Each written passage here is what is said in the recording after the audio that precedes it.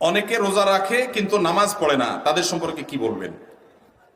রোজা রাখে কিন্তু নামাজ পড়ে না, এদের সম্পর্কে বলবো তারা লুঙ্গি খুলে পাগড়ি বাঁধছে। লুঙ্গি খুলে যদি কেউ পাগড়ি বাঁধে এই নিয়তে যে পাগড়ি বাঁধলে সওয়াব হবে, কিন্তু লুঙ্গি যে খুলে গেল সেটার জন্য কবিরা গুনাহ হবে, সেটার খবর তার। ঠিক একইভাবে রমজানের রোজা রাখলে সওয়াব হবে, ফরজ আদায় হবে, কিন্তু এর চাইতে বড় ফরজ হলো 5 ওয়াক্ত নামাজ।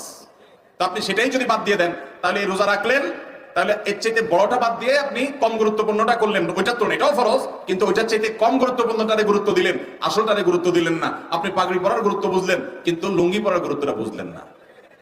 আল্লাহ আমাদেরকে লুঙ্গি পরার গুরুত্ব বুঝার তৌফিক দান করুন, নামাজের গুরুত্ব বুঝার তৌফিক দান করুন। অনেক ভাই আছে নামাজের গুরুত্ব তাদের কাছে, কিন্তু উনি রোজা রাখে। রোজা রাখে এটা ভালো কথা, কিন্তু তার চাইতে ভালো কথা হলো নামাজ আদায় করা। একজন রোজা রাখে নামাজ পড়ে না, এই লোক খারাপ।